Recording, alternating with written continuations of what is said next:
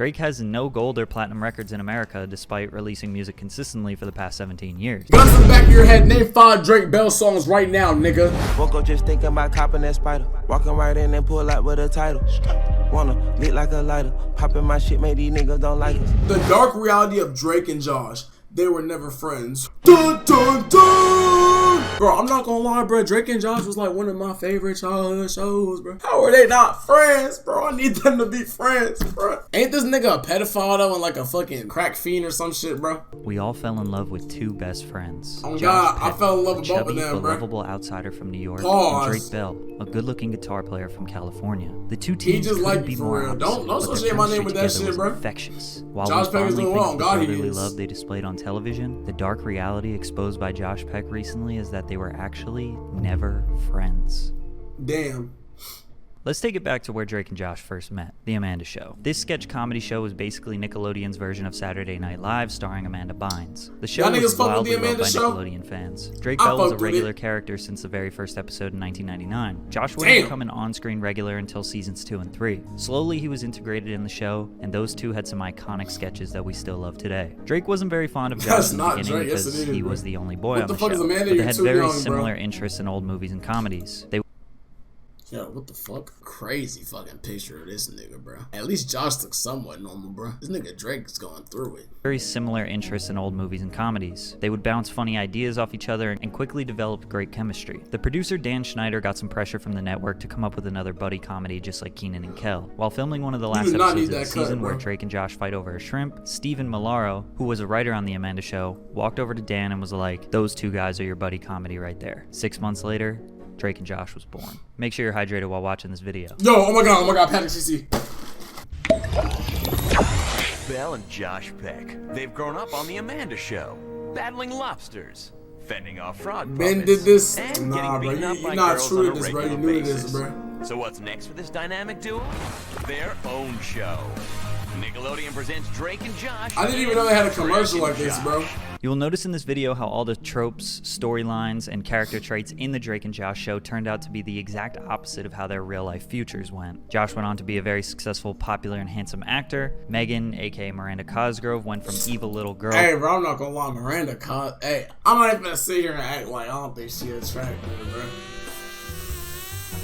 I'm not gonna sit here and act like she ain't kinda bad, bro. To sweet, unproblematic, successful actor, and Drake went on to plead guilty to child endangerment while still struggling to get his music career off the ground in America. That's crazy.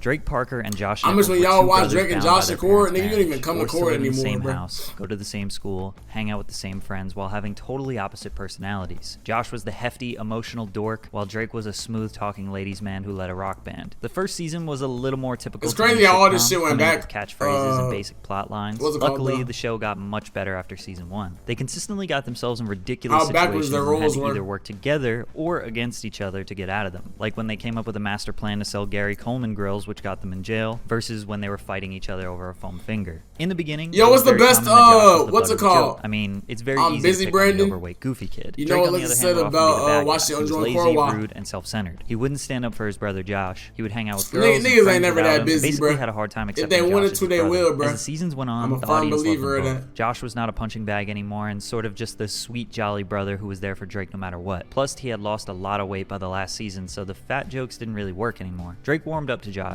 His character remained the inconsiderate troublemaker. So did Josh lose weight on his own, or was that like a fucking a director thing, bro? I feel like bro lost that weight on his own. But now Josh was having more luck. She said it'd be too many people. She's just afraid of conversation, bro. With girls. He was less nerdy and became more competitive with Drake. Ultimately, at the end of every episode, they resolved their differences and concluded with a happy moment. The fuck is that? These two just understood each other. He lost it on his own type shit. Damn, Drake that and Josh nigga was were big. the new age Bob Hope and Bing Crosby, Abbott and Costello, Martin and Lewis, Cheech and Chong, Kenan and Kel. They were How are they not friends? I feel like if it was me, we would be best friends. Hey, some niggas just in the industry, bro, you gotta fake it till you make it, bro. Some niggas don't really fuck with you how they say they fuck with you, bro. Just cause you got a show with somebody don't mean you fuck with them, bro.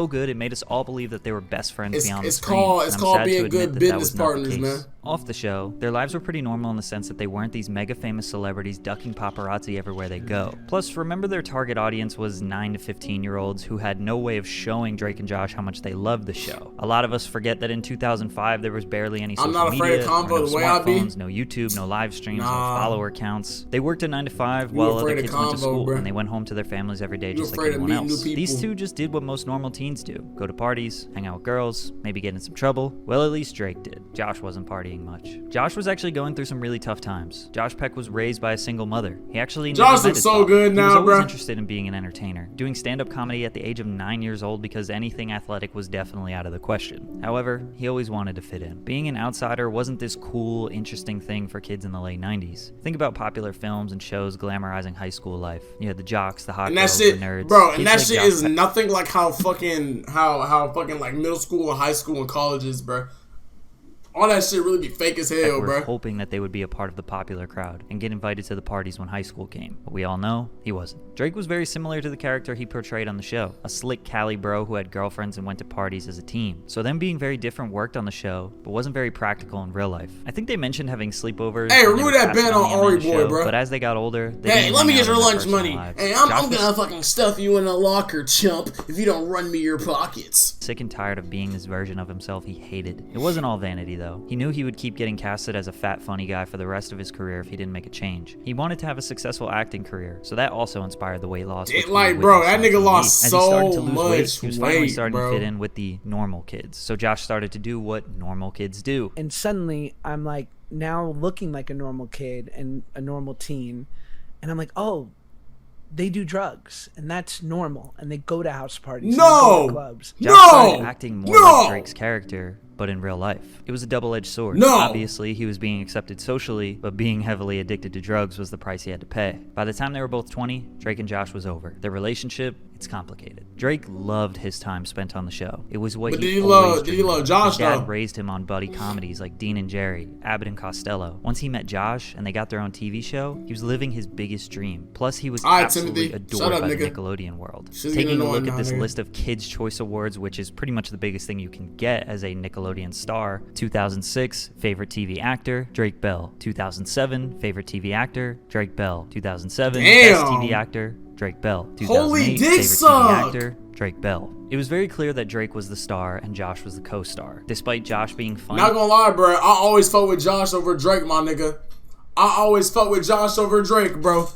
And more memorable in almost every aspect. The underdogs, Drake had bro. full intentions on moving forward with his career alongside Josh, doing more movies and TV shows together just like the buddy comedy duos he idolized. Josh had other plans. Drake was never aware of what Josh was going through behind the scenes. Josh wanted to move on from the show. He was known as the fat funny punching bag who brought way more comedic value to the scene. When we watch these old episodes, I feel like every time we look back at videos like this, the fat niggas always go through some sort of like drastic change, bro, just because of all that goddamn trauma they had that they wasn't telling niggas about, bro. Like, same with Gibby, bro. That nigga was the laughing stock and then he turned fucking rock star metalhead, bro. Josh sees an underappreciated, depressed, overweight, and insecure child hiding his true feelings from everyone. So he took his own route. Immediately after Nickelodeon, he got a voice acting role as Eddie in Ice Age, got to star in the film The Whackness, which premiered at the Sundance Film Festival and was critically acclaimed. He basically stayed busy every single year nigga was about his fucking bag. A film or TV role, including the Fox sitcom Grandfathered, where he was a star alongside John Stamos. Bro, I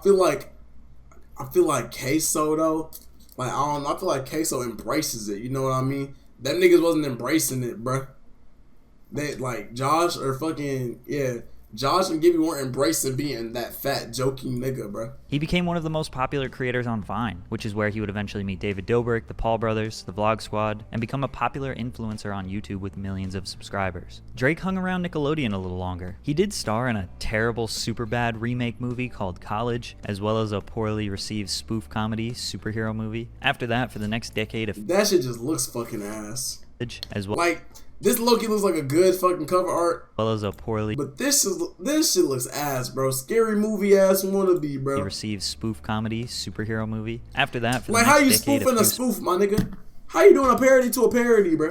Small roles in a bunch of random movies that you never heard of. His career stayed alive because of consistent TV work given to him on Nickelodeon. He did tons of different voice acting roles and one-off shows throughout the years. His music career is actually very interesting. It's from Disney the same knew creators? how to set up their Oh, okay. actors' music careers, whereas all Nickelodeon music careers struggled. Drake has no gold or platinum records in America despite releasing music consistently for the past 17 years. However, in Mexico and various Spanish-speaking Guns to the back of your head. Name 5 Drake Bell songs right now, nigga. Name 5 of them bitches.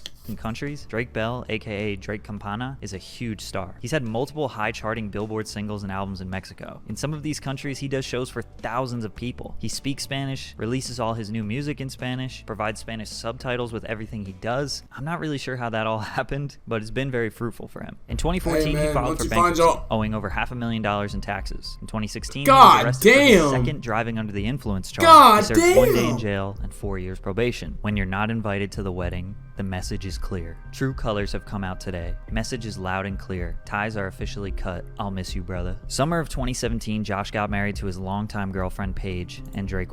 Damn. Drake and Josh theme song, Drake and Josh theme song, Drake and Josh theme song, Drake and Josh theme song. Jennifer Body fighting my demons X. Yeah, okay. Was not invited to, brother. Summer of 2017, Josh got married to his longtime girlfriend, Paige, and Drake was not invited. The great fallout of Drake and Josh was the new viral gossip piece, and the internet was loving it. It seemed like just yesterday they were roommates playing ping pong and working at the movie theater. We thought Drake would be the best man. Turns out, he didn't even know about the wedding. The story blew up bigger than Drake could imagine. Thankfully, a couple months later... Damn, so how y'all niggas think that shit happened, though, bro? Like, damn, bro. This whole time, Drake was thinking that, yo, Josh is my homie. Whole time that nigga Josh was like, fuck you, nigga, I'm on a bigger and better things. Turns out, he didn't even know about the wedding. That's the story blew up crazy. bigger than Drake could imagine. Thankfully, a couple months later, they made up and did some YouTube content together. Back together again. We're all good. Then they both spent the next year or so doing press for other projects. I feel like after a fallout like that, bro, I can't just come back and be on the camera with a nigga that I like. Like, nigga, how the fuck we just not fuck with each other, now we fuck with each other? I always got that thing in the back of my head, like, we fell out for a reason, bro. There's no way that we can rekindle this. Just kept asking about the marriage incident. They had already publicly made up, but I guess interviewers wanted the drama. And then In interviewers do 2018 shit and like that, 2019, bro. They made a number of different content pieces together, and it really seemed like their relationship was as good as it can get. Guys, we're together. What else do you want? What's happening, everybody? In 2019, You have Josh to came up fight with it out the type idea shit, to that's do a what I'm saying, reboot bro. of their classic show. The No name of the holding reboot, grudges? Josh and Drake. When he reached out to Drake to read the script, things got weird. Oh, The hold idea up. came of the In 2019, Josh came up with the idea to do a reboot of their classic show. The name of the reboot, Josh and Drake. That When he don't even- reached that out don't to even Drake hit. to read the script, things got weird. The idea was that Drake was going to be a failed musician and Josh was a successful real estate agent. They were basically parodying Drake's real life as a musician in Mexico, while Josh's character was a totally made-up life. Maybe they were trying to get back at Drake because his character was originally the cool guy and Josh was the loser. The opening line in the very first episode was supposed to be, "Hug yourself, kid," instead of their trademark saying, "Hug me, brother," which would have just been a slap in the face to the fandom. Then it Nigga, that shit would've been fucking ass. Yeah, I'm so happy they didn't go through with that, bro. Because if I saw that and heard that shit, bro, I would have clicked off, bro. transitions to Drake in Mexico. First line? The introductory line?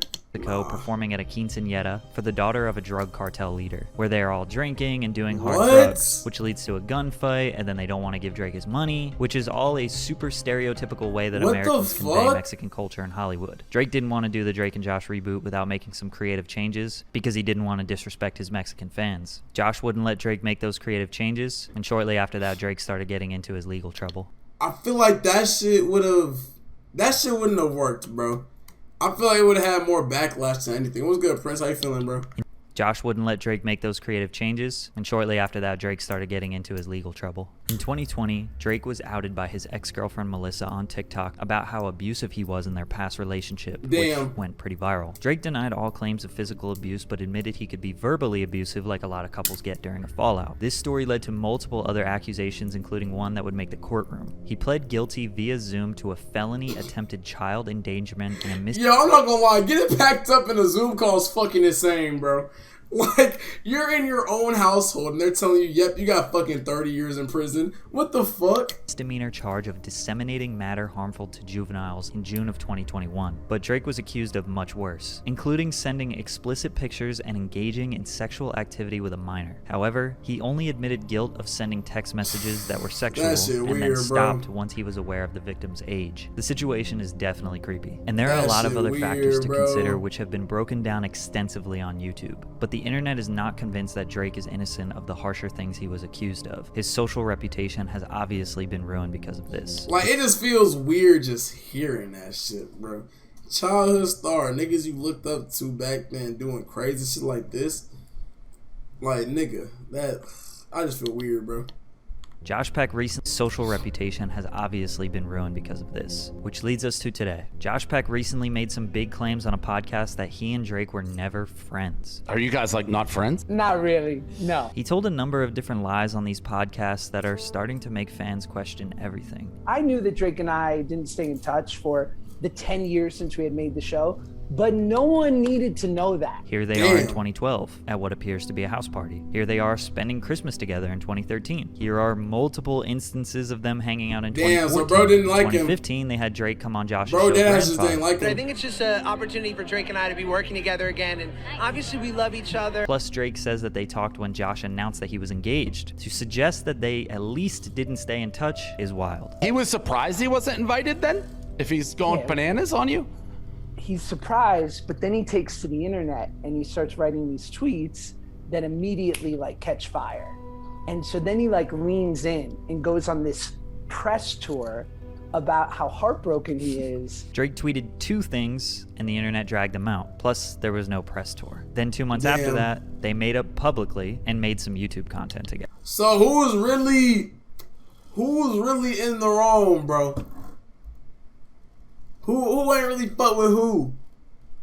Cause looking like Josh ain't really fuck with Drake for real, bro. I feel like Drake losing your V card with Drake Bell. I don't know why the fuck I just saw that, bro. But yeah. Together. After they made up publicly, Drake and Josh throughout the next year would talk about the marriage incident in Drake Bell reveals why he hasn't spoken to Josh Peck. Various interviews. So I think Josh is just remembering things incorrectly. I was at the Video Music Awards and I see him there and he sees me.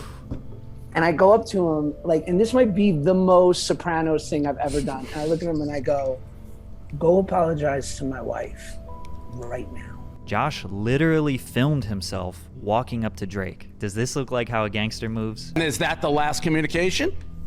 Pretty much. The VMAs was in August of 2017. Since then, they have filmed multiple YouTube videos together, worked on a Drake and Josh reboot, and I can only imagine they spent time together in their personal lives as well. That is not even close to the last time that they've had communication. Drake just recently started a podcast called Drake and Janet, with the same branding, which is just kind of weird, bro. Like, let it go.